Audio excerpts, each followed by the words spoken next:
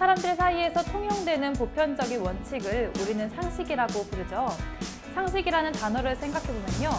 유명 연예인들이 예능 프로그램에 출연을 해서 시청자들에게 엉뚱한 답변으로 웃음을 주는 상식 퀴즈가 떠오르기도 하는데요. 상식은 사회 구성원들 간의 소통을 유지하는 무형의 인프라라고 봐도 좋을 것 같습니다. 우리 사회에 통용되는 상식이 있기 때문에 사사건건 발생할 수 있는 사건들을 안정적으로 조율할 수가 있고 또 실타래처럼 얽힌 사회 질서를 바로잡을 수 있죠. 사회의 규모가 커지고 또 이해관계가 복잡해질수록 우리 삶에서 상식은 없어서는 안 될 중요한 존재인 것 같습니다. 오늘은 우리 청년들이 알아두면 쓸데있는 아주 유용한 법률 상식을 알려주실 분이 청산유수에 찾아주셨는데요. 박영주 변호사님을 소개합니다. 안녕하세요. 네, 오늘 어떤 강연 들려주실 건가요? 예, 오늘 1부에서는 권리 위에서 잠을 자지 않는 방법이라고 해서 평소에 권리를 어떻게 행사해야 되는지를 설명을 드리도록 하겠고요. 그리고 2부에서는 삶의 지혜가 되는 소송 이야기라고 해서 민사와 형사에 대한 일반적인 이야기를 들려드리도록 하겠습니다. 네, 오늘 강연 잘 부탁드리겠습니다. 생각이 흐릅니다. 청산유수 박영주 변호사님의 강연을 큰 박수로 청해 보겠습니다.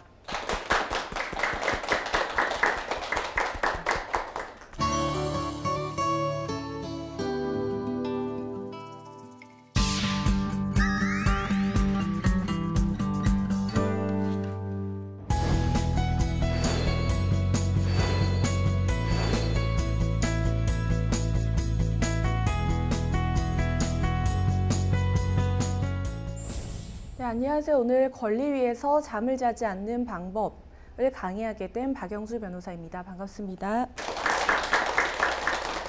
네, 여러분 혹시 권리 위에서 잠을 자는 자는 보호하지 않는다라는 말 들어보신 적 있으세요?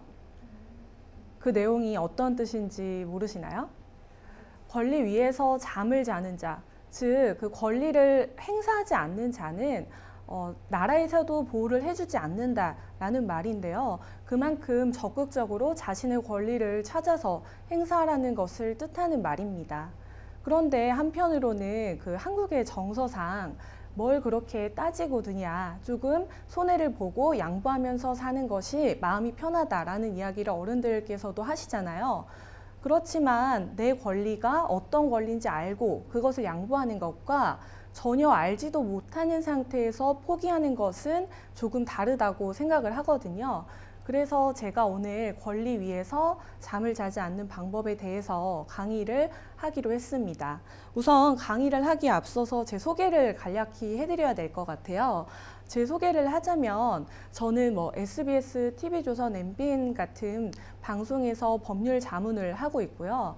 대기업이나 공공기관, 시민학교에서 법률 강의를 하고 있는 강사이자 현재 세려법률사무소의 대표 변호사를 하고 있습니다. 제 프로필을 보시면 저는 따지기를 좋아하고 좀 권리 행사를 잘할 것 같은 그런 생각이 드시죠. 그렇지만 저도 처음부터 이렇게 권리를 행사하고 그런 습관이 있었던 것은 아닙니다.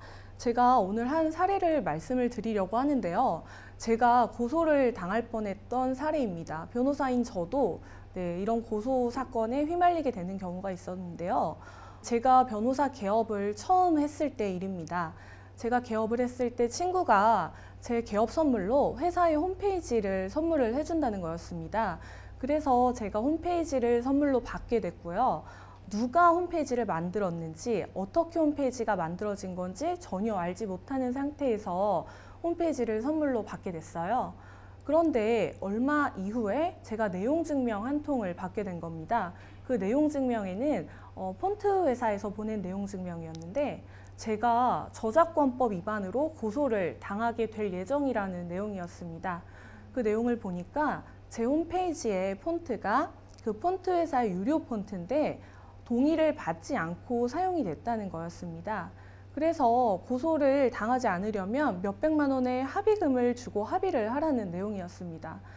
그래서 저는 너무 당황스럽고 어떻게 해야 될지 몰랐어요.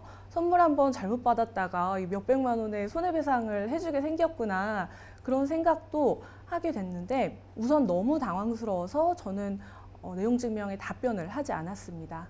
그랬더니 며칠이 지나자 경찰서에서 전화가 온 거예요. 실제로 제가 저작권법 위반으로 고소가 됐다고 조사를 받으러 오라는 그런 내용이었습니다. 그래서 저는 너무 당황해서 경찰관분에게 물어봤어요. 저는 홈페이지를 만든 사람도 아니고 사용만 하고 있던 사람인데 제가 왜 조사를 받으러 가야 되냐 이랬더니 본인이 했는지 안 했는지는 경찰서에 와서 이야기를 하라는 겁니다. 정말로 내가 그런 합의금을 줘야 되는지 조사를 받으러 가야 되는지 찾아봤습니다. 우선은 저작권법을 찾아보니까 다행히 저는 처벌 대상은 아니었어요. 홈페이지를 만든 사람만 처벌이 되고 사용한 사람은 처벌이 되지 않는다라는 사실을 알게 됐습니다. 그래서 우선은 처벌을 받지 않으니까 다행인데 경찰서에서는 계속 연락이 오는 거예요. 조사를 받으러 오라고. 경찰서에 가려면 제가 회사 일도 못하고 몇 시간씩 가서 조사를 받아야 되니까 이게 굉장히 불합리하다고 생각을 했어요. 그래서 경찰서에 전화를 해서 제가 조사를 꼭 받으러 가야 되냐고 했더니 조사를 받아야 된다는 겁니다.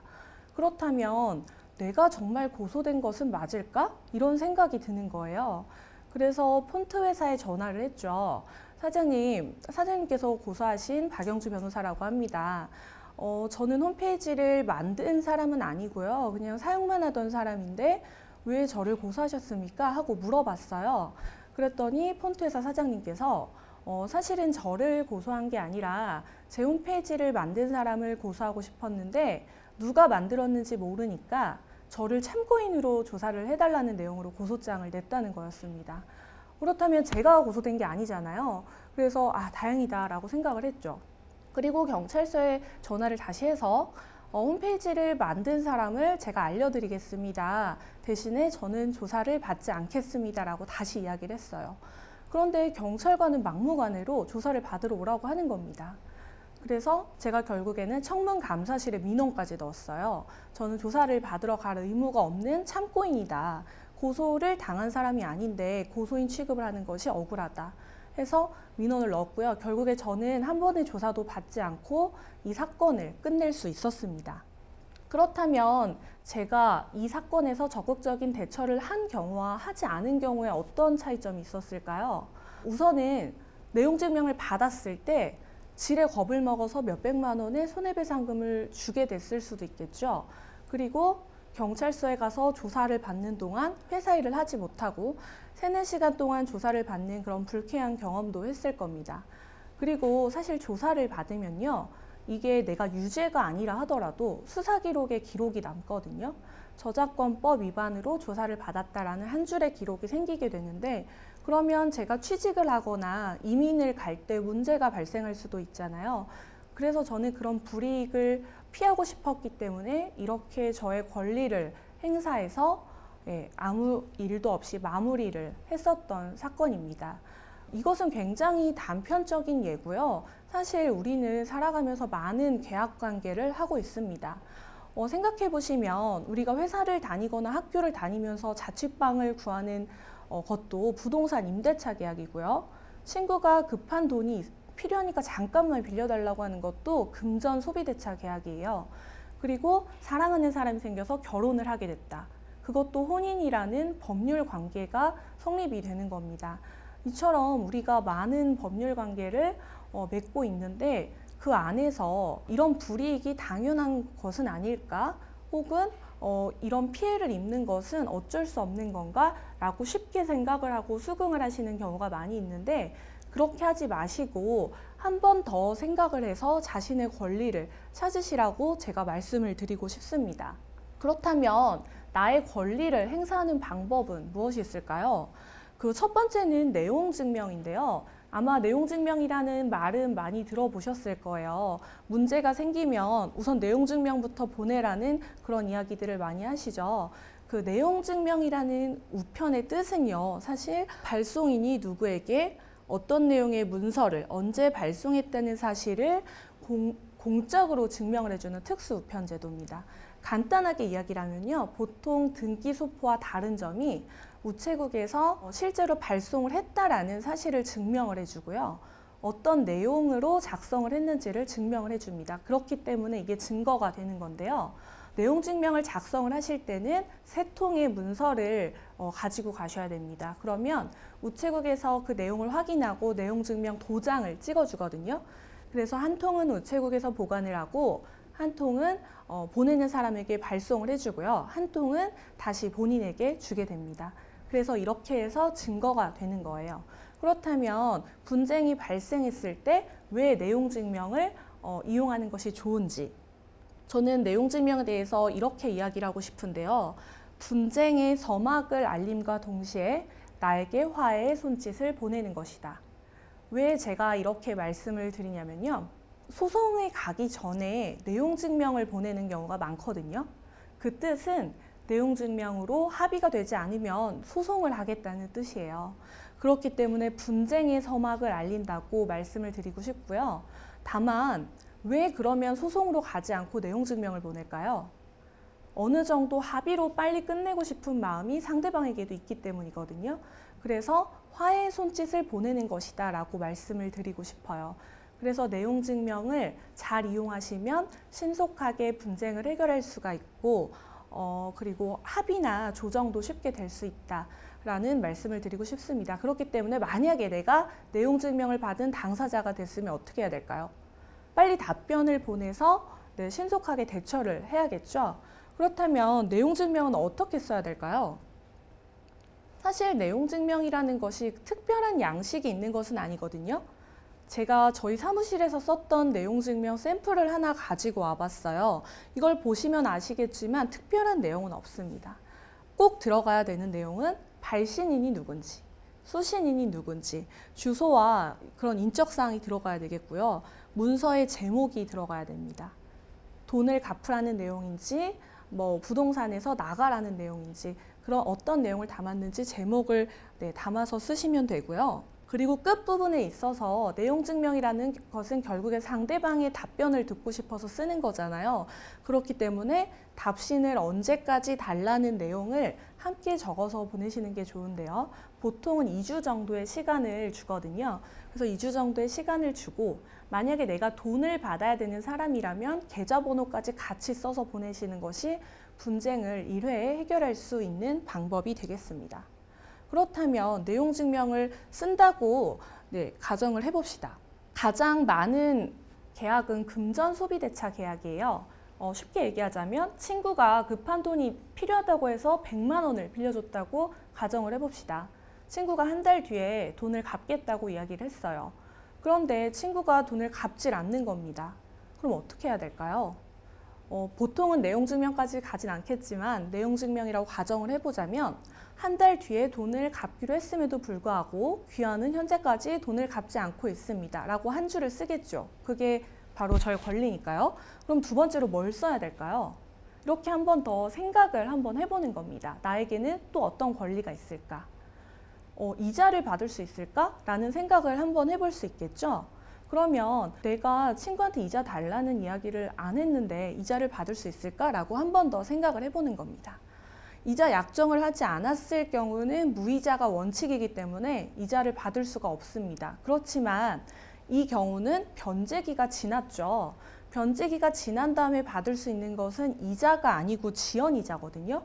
지연이자라면 특별한 약정이 없더라도 받을 수가 있습니다. 그렇다면 지연이자를 얼마나 받아야 될까요? 법에서는 연 15%의 지연이자를 받을 수 있다고 정하고 있습니다. 그러면 저희가 내용증명에 한 줄을 더 쓸 수 있겠죠. 귀하는 변제기가 지났음에도 불구하고 돈을 변제하고 있지 않습니다. 다 갚는 날까지 연 15%의 지연이자를 더 주시기 바랍니다. 라고 한 줄 더 쓸 수 있는 겁니다. 그렇다면 다시 한 번 더 생각을 해볼까요? 지금 이 사람은 약속을 어겼죠.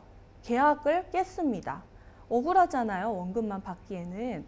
그러면 내가 위약금은 받을 수 있을까? 라고 한 번 더 생각을 해보는 겁니다. 그런데 위약금 약정은 처음에 약속을 하지 않았으면 받을 수가 없어요. 그러면 다시 한번 생각을 해보는 거죠. 그럼 내가 나중에 이 사람한테 돈을 빌려줄 때는 위약금 약정을 해야겠구나. 위약금 약정을 하면 내가 이 사람한테 위약금을 받을 수 있구나 라고 자신의 권리를 하나 더 찾을 수 있게 되는 겁니다. 그렇다면 제가 다른 이야기도 한번 예를 들어볼게요. 연초에 여러분 헬스장 많이 끊으시죠? 앞으로 1년 동안 다이어트를 해보겠다, 건강하게 운동을 하겠다 라고 생각을 해서 연회권을 끊으실 거예요. 1년 단위로 하면 뭐 몇십만 원에서 몇백만 원 단위의 고가죠. 그런데 한 3월쯤 되면 어떻습니까? 아, 너무 추워서 못 갔어요. 바빠서 못 갔어요 하면서 결국에는 헬스장을 가지 않게 되죠. 그러면 3, 4월쯤 되면 환불하고 싶다는 생각이 들 거예요.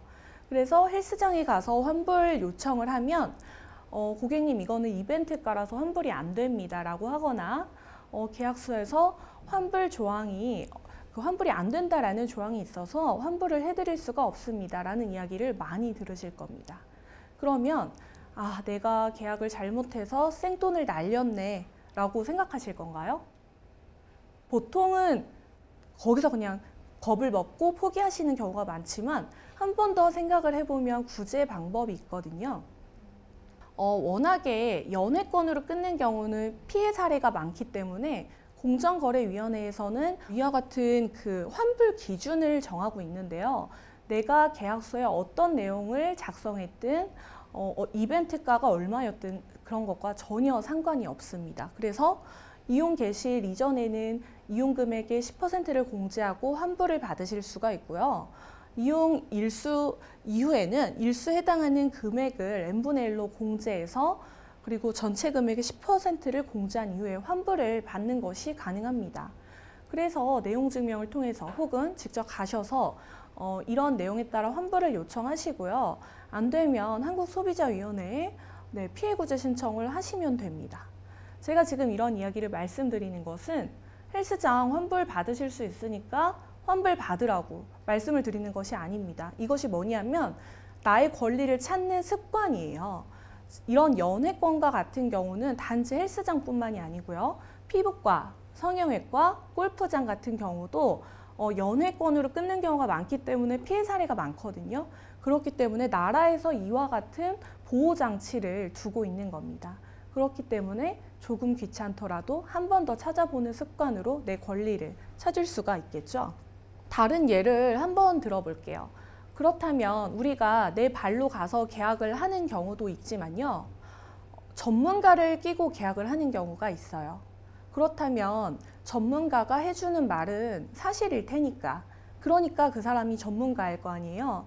그러면 그 사람이 하는 말은 믿고 계약을 하면 안전할까요? 제가 여기서 인생의 진리를 하나 말씀드리고 싶은데요. 바로 내 손을 떠난 돈은 더 이상 내 돈이 아니다라는 것을 말씀드리고 싶습니다. 이게 무슨 뜻이냐면요. 아무리 전문가의 말을 듣고 계약을 하더라도 계약이 잘못돼서 문제가 생기면 전문가가 책임을 져줄 수도 없고요. 책임을 지지도 않습니다. 그것은 결국 무엇이냐면 아무리 전문가가 있다 하더라도 그 계약을 통한 책임은 바로 본인의 책임이라는 겁니다. 네, 그렇다면 우리가 전문가를 대동해서 하는 계약 중에 가장 일반적인 것이 무엇이 있겠습니까? 바로 그 부동산 임대차 계약, 부동산 전세 계약 같은 것이겠죠. 부동산 중개인이 설명을 다 해주긴 하겠지만 다시 한번 내가 크로스 체크를 하셔야 되거든요. 어떤 것을 하실 수 있냐면 첫 번째로는 등기부 등본을 확인을 하셔야 됩니다. 등기부 등본을 확인을 할 때는 먼저 갑구와 을구로 나누어져 있는데요. 갑구에는 소유권자가 누구인지가 나와 있거든요. 그래서 부동산 등기부 등본에 있는 그 소유권자가 실제 나와 계약을 체결하는 임대인이 맞는지를 확인을 하셔야 됩니다. 그리고 을구에는 담보관계가 나와 있거든요. 그래서 집주인이 이 부동산을 담보로 해서 얼마나 많은 돈을 대출을 받았는지, 얼마나 많은 채무가 있는지를 확인을 해보셔야 됩니다. 보증금이라는 것이 보통 전 재산인 경우가 많잖아요. 몇 천만 원에서 몇 억까지 가는 돈이기 때문에 이런 것들을 확인을 하셔서 이 사람이 내가 집을 나가고 싶을 때 나의 돈을 줄 수 있는 사람인지를 확인을 하셔야 되는 겁니다. 그리고 두 번째로는 이 부동산에 나 말고 다른 임차인들이 몇 명이 더 들어있는지를 확인을 하셔야 돼요. 왜냐하면 임차인이 있다는 것은 임대인이 그만큼 보증금 반환 채무가 많다는 거거든요. 그래서 이 부동산의 시세가 얼마인데 임차인이 몇 명이 들어와 있으니까 이 사람은 나의 보증금을 충분히 줄 수 있는 사람이겠구나. 아니면 좀 위험할 것 같은데 잘하면 힘들 수도 있겠다라는 그런 판단을 스스로 하셔야 되는 겁니다. 만약에 도저히 모르겠다. 임차인이 몇 명인지도 모르겠고 등기부등본도 볼 줄 모르겠다라고 하신다면 그 부분을 중개인에게 물어보셔서 설명을 들으시고요. 그리고 만약에 객관적인 자료가 없는데 부동산 중개인이 저를 믿고 계약을 하세요 라고 이야기한다면 그것을 특약사항에 기재를 하시면 됩니다. 특약사항에 기재를 하시면 나중에 경매가 되거나 소송으로 갔을 때 어느 정도 나의 신뢰가 보호가 되거든요. 그렇게 해서 자신의 권리를 찾으실 수가 있는 겁니다. 네, 오늘 제가 간단하게 부동산과 뭐 헬스, 내용증명과 같은 내용을 알려드렸는데요. 제가 이렇게 알려드린 내용에서 말씀드리고 싶었던 것은 습관의 문제예요. 나의 권리가 어떤 건지 한번 찾아보겠다라는 그런 습관을 가지고 계신 것만으로도 네, 법률적인 그런 상식이 올라가실 거고 최고라고 이렇게 말씀을 드리고 싶습니다.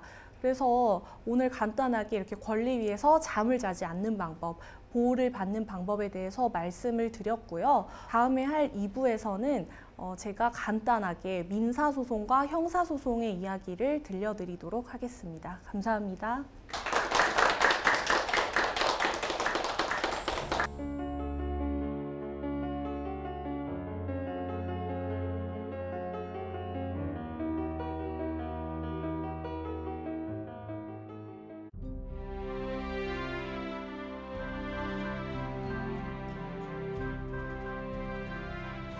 네, 이번 시간엔 권리를 찾는 적극적인 태도에 대해서 이야기 들어봤는데요. 네, 변호사님 한 가지 질문을 받아봤는데요. 만약에 분쟁이 생겨서 소송이 시작될 것 같은데 이럴 때는 어떻게 증거 수집을 하면 좋을까요? 사실 소송으로 들어가면 원고와 피고가 모두 좀 몸을 사리거든요. 혹시 내가 말을 잘못하면 이게 또 증거로 법원에 제출이 되지는 않을까? 라는 생각을 하기 때문에 사실 소송이 시작되면은 증거를 구하기가 좀 어렵습니다. 그렇다면은 소송이 시작되기 전부터 혹은 계약을 하면서부터 증거를 수집하셔야 되는데 계약서를 쓸 때요. 모든 약속을 계약서에는 안 쓰잖아요. 그러면 그 계약할 때 이 사람이 나한테 이렇게 얘기했는데 라는 걸 어떻게 증명할 수가 있을까요? 녹음을 하면 되겠죠. 그래서 네. 계약을 하면서 계약하는 당시의 상황을 몰래 녹음을 하는 것도 한 방법입니다. 혹시 이거 불법 아니에요? 뭐 이렇게 말씀을 하시기도 하는데 내가 대화자로 들어있는 사람 간의 대화를 몰래 녹음하는 건 그것은 불법이 아니거든요. 도청이 불법이죠. 다른 사람들의 대화를 내가 몰래 녹음하는 게 불법이고 그래서 계약을 하실 때 우선은 녹음을 같이 하시는 것도 추천을 드리고요. 요즘에는 세상이 많이 바뀌어서 예전에는 뭐 통화를 한 내용을 녹취록으로 만들기도 했지만 요즘에 증거가 나오는 것을 보면은 메신저로 주고받은 문자 메시지들이 네, 증거로 굉장히 많이 나오고 있습니다. 그래서 만약에 소송을 해야 된다, 분쟁이 생길 것 같다라는 생각이 드시면 미리 메신저를 통해서 유도신문을 해서 네, 그 답을 끌어내는 거예요. 그래서 그것을 캡처하고 보관을 하고 계시면 법원에 제출했을 때 증거로 인정이 되거든요. 그래서 그런 식으로 해서 증거를 수집하시는 것이 일상생활에서 증거 수집하시는 방법 중에 가장 편하고 쉬운 방법입니다. 또 하나의 권리를 찾는 중요한 방법을 안 것 같아서 너무 좋은 것 같은데요. 네, 이번 순서는요. 강연자의 삶에 영향을 끼친 인생책을 소개해 주시는 시간인데요. 어떤 책 준비하셨어요? 네, 모든 분들이 다 아실 것 같아요. 저의 인생책은 어린 왕자라는 책인데요. 네. 이 책은 사실 어린 나이부터 노년층까지 다 사랑을 받는 책이잖아요. 그런데 제가 이 책을 인생책이라고 말씀을 드리는 이유는 제가 항상 읽을 때마다 느낌이 너무 다르더라고요. 지금 제가 한 10번도 넘게 읽었는데 이 책을 볼 때마다 항상 저의 삶을 좀 되돌아보게 하거든요. 우리가 취직을 위해서 혹은 뭐 학점을 위해서 그동안 열심히 달려왔잖아요. 그러다 보면 내 인생에 뭐가 중요한지를 쉽게 잊어버리는 것 같아요. 그러다 보면 어린 왕자 속에 나오는 그런 어른들의 모습을 하고 있는 나를 발견하게 될 때가 많죠. 나는 돈만 세고 있는 사람이 아닌가? 권력만 쫓는 사람이 아닌가? 나는 내 주변에 있는 한 송이 장미꽃 같은 혹은 사막여우 같은 그런 친구들을 놓치고 있는 건 아닌가? 라고 좀 인생을 되돌아보게 됐던 것 같습니다. 그래서 제가 이 책을 읽으면서 저는 가족과 친구들의 소중함을 알게 됐어요. 그래서 나를 지탱해주고 있는 친구들과 가족이 있을 때 내가 어떤 성취를 하더라도 나눌 수 있어서 행복한 거구나 라는 생각을 하게 됐고요. 그렇기 때문에 열심히 살아야겠다라는 생각을 했어요. 나누고 베풀려면 제가 잘 돼야 되니까요. 이런 것을 선순환이라고 이야기를 하죠. 만약에 이 어린 왕자 책에 나오는 것처럼 그런 어른들의 모습, 돈만 알고 권력만 알고 한 가지만 아는 그런 모습을 하고 산다면 결국에 힘든 일이 생겼을 때 그 정신력으로 그런 상황을 지탱할 수가 없거든요. 그래서 한 번쯤 내 삶이 힘들 때 이런 책을 읽어보시고 내 인생에 가장 중요한 게 뭘까? 나의 친구들과 나의 가족은 나에게 얼마나 소중한 존재인가? 라는 것을 생각해 보시는 것이 좋을 것 같아서 오늘 인생책으로 가지고 왔습니다. 말씀해 주신 것처럼 우리 인생의 소중함을 다시 한번 깨닫게 하는 중요한 책인 것 같습니다. 박영주 변호사님의 강연은 다음 시간에도 이어지니까요. 계속해서 많은 기대 부탁드립니다. 멈춰있던 마음과 생각이 흐르는 시간 청산뉴스, 다음 시간에도 함께해 주세요.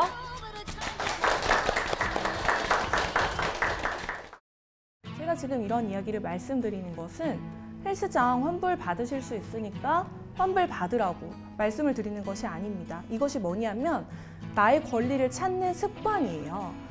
이런 연회권과 같은 경우는 단지 헬스장뿐만이 아니고요. 피부과, 성형외과, 골프장 같은 경우도 연회권으로 끊는 경우가 많기 때문에 피해 사례가 많거든요. 그렇기 때문에 나라에서 이와 같은 보호장치를 주고 있는 겁니다. 그렇기 때문에 조금 귀찮더라도 한 번 더 찾아보는 습관으로 내 권리를 찾을 수가 있겠죠.